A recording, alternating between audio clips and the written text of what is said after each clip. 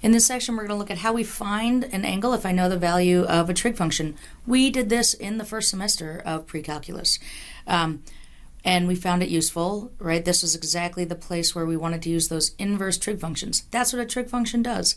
It tells you the angle if you know the value of a trig function. The difference is that when we're allowing ourselves to consider trig functions or angles in all over the circle, right, in any quadrant, most of the time we're going to find that there are two answers. There are two possible angles that would spit out that value for the trig function. For example, if I happen to know that sine of some angle is equal to a half, maybe I'll come up here and draw it. Here's a unit circle. If I know that sine is equal to a half, maybe that's my angle right here. So it has some x coordinate, the y coordinate is a half. I could see certainly there is this angle here in the first quadrant, right? That gives me a y coordinate of positive 1/2, but that also happens if I reflect it across the y-axis. So here's another angle, right? Just has a different x coordinate, but still the same y coordinate. Now our calculators will only ever give us one value that we're looking for.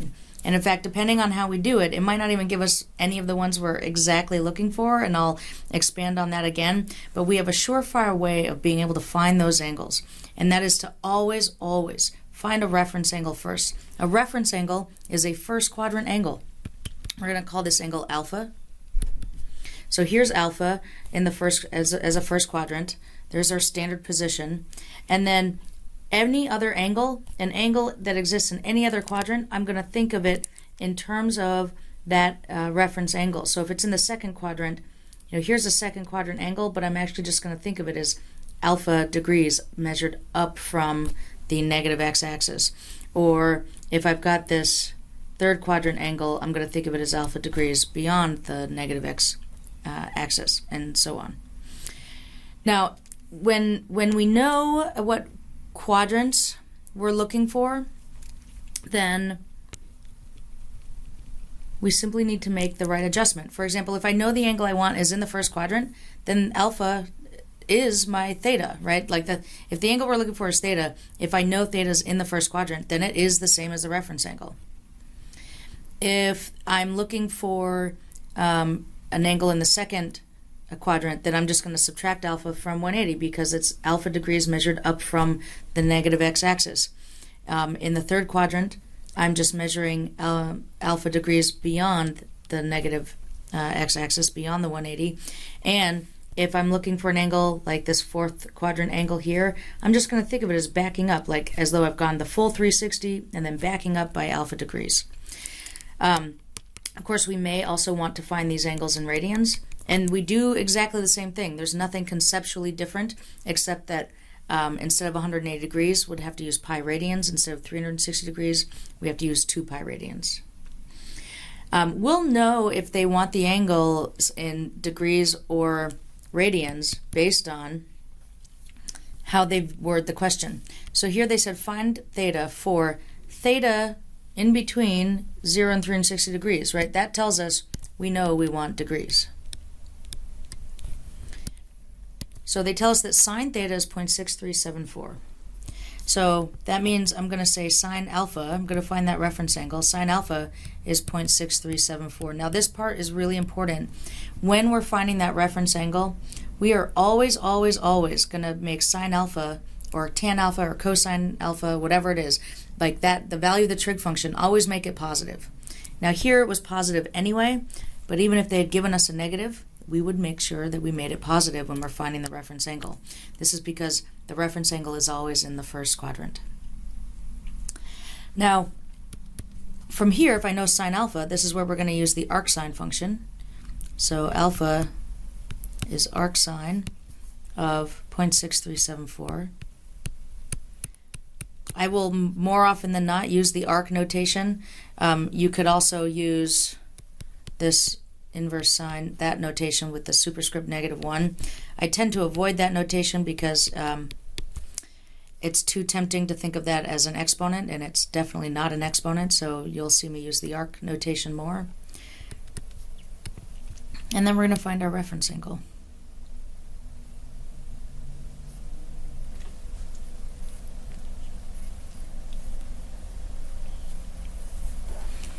I'm going to make sure I'm in degree mode, and I am.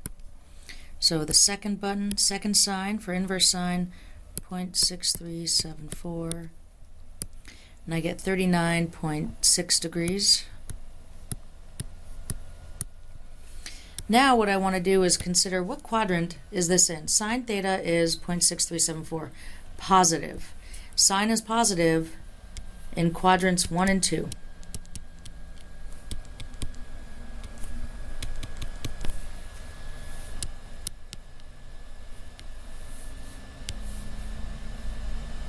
So in quadrant 1, theta is just alpha, so that's 39.6 degrees. In quadrant 2, well, that's 180 minus alpha. So 180 minus 39.6 degrees, or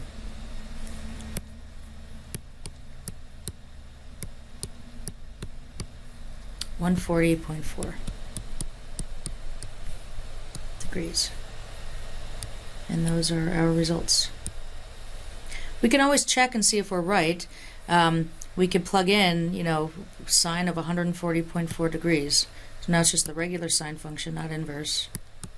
And we'll get something that won't be exact, but it'll be quite close.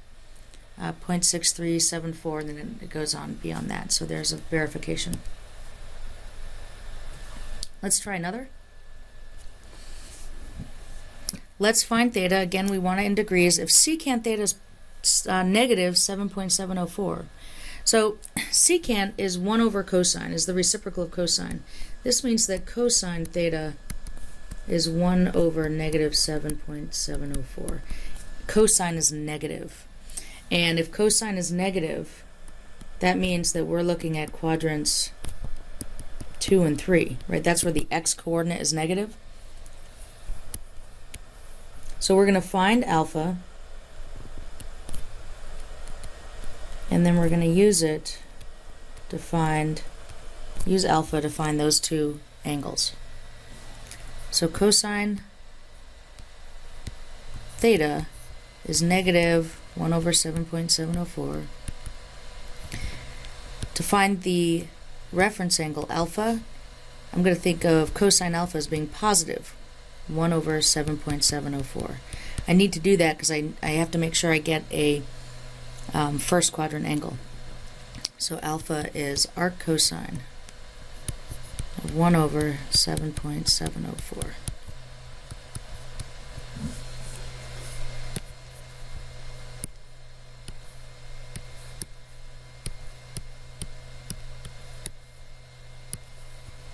(82.5 degrees).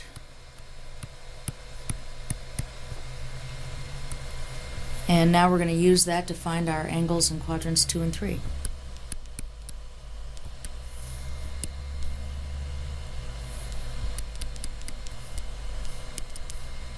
So in quadrant 2, it's 180 minus 82.5.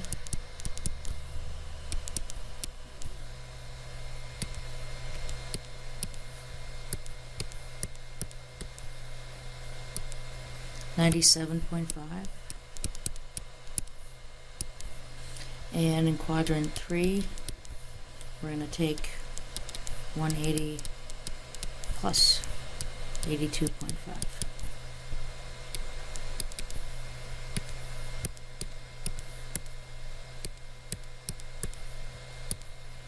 $262.5.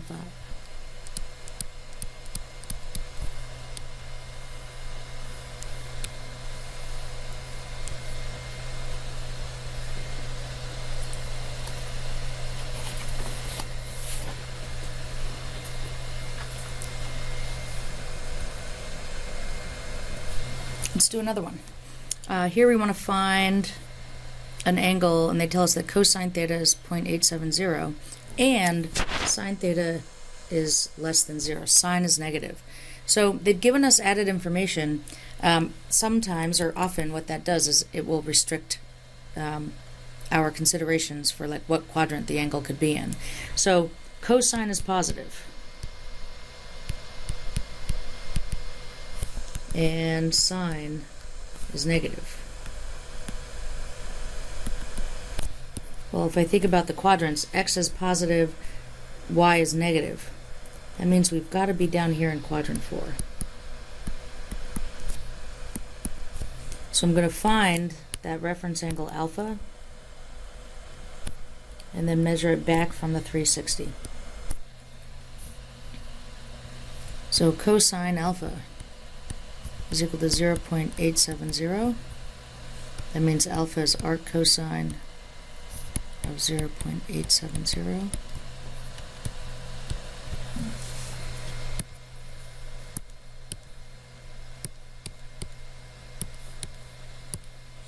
(29.5 degrees). And we just want one angle in quadrant 4, so our theta is 360 degrees minus 29.5 degrees.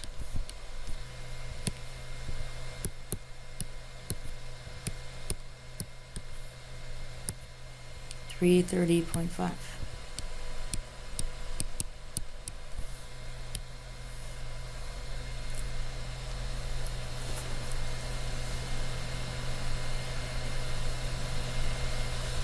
Okay. Another example. Now, reading through this one, I'm going to take note that here they want the angle in radians. That's what this means. If we say theta is between 0 and 2 pi, that means we're looking for radians. Radians as a unit are considered dimensionless. That's why there's no symbol written. We don't say 0 rad to 2 pi rad. We just say 0 to 2 pi, like it's just like a pure number. An angle is always, if there's a degree symbol, it's considered to be in degrees, but without the degree symbol, it's assumed to be in radians. Of course, the 2 pi is a big tip-off that we're looking for this angle in radians. They tell us that cosecant of theta is negative 1.133. So if cosecant is negative, that means sine is negative. So that means that y, the y coordinate, is negative. So we're looking at an angle in either quadrant. Well, we're looking for angles, one of them in quadrant 3, one of them in quadrant 4. So we're going to find our first quadrant reference angle and then use that to find the angles we're after. So we know that sine theta is the reciprocal of this, so sine theta is a minus 1 over 1.133. So sine alpha is positive 1 over 1.133. That means alpha is arcsine of 1 over 1.133.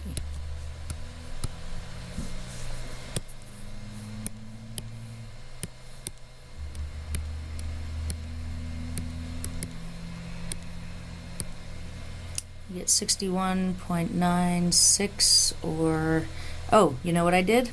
I know we need to be in radians, but I did not put my calculator in radian mode, so I'm going to switch that out. One way I could tell that I was in degree mode is that because of the type of value it gave. When you're using the arc notation, like when you're using arcsine or arccosine or arctan or whatever, if it's spitting out an angle in radians, that angle is always going to be like a small number. Like there's only 2 pi radians in the whole circle. That's 6 point something. So it's impossible that it would give me a number this big if I were in radian mode. So that was a big tip-off. So let me try it again. 1.081. Okay, that's better.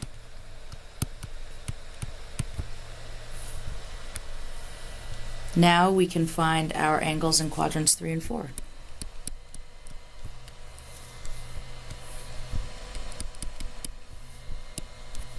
So in quadrant 3, our angle is pi plus 1.081.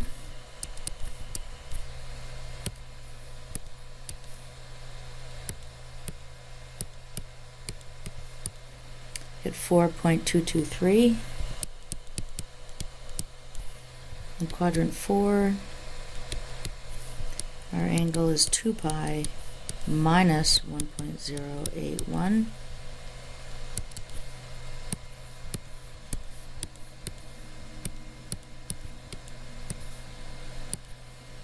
5.202.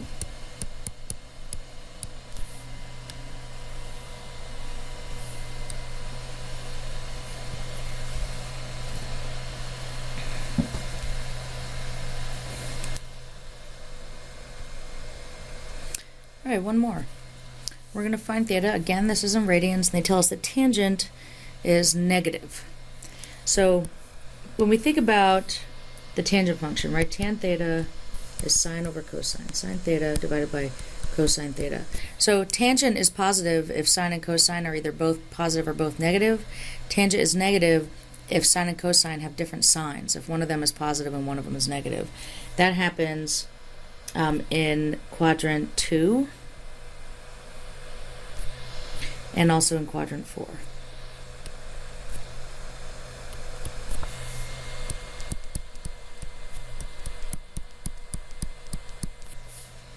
So I'm going to start by finding my reference angle. So tan alpha is a positive 1.830. That means that alpha is arctan of 1.830.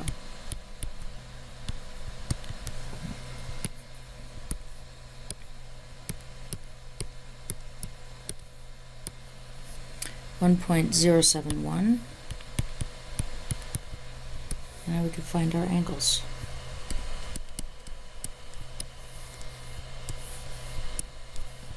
So in quadrant 2, let's see, we're looking at pi minus 1.071.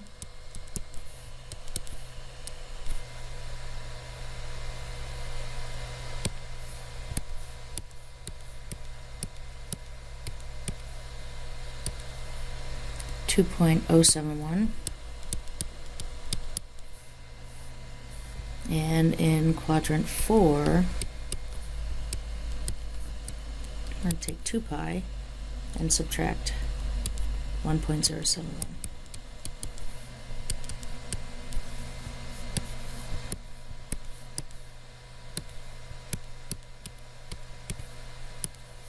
.212.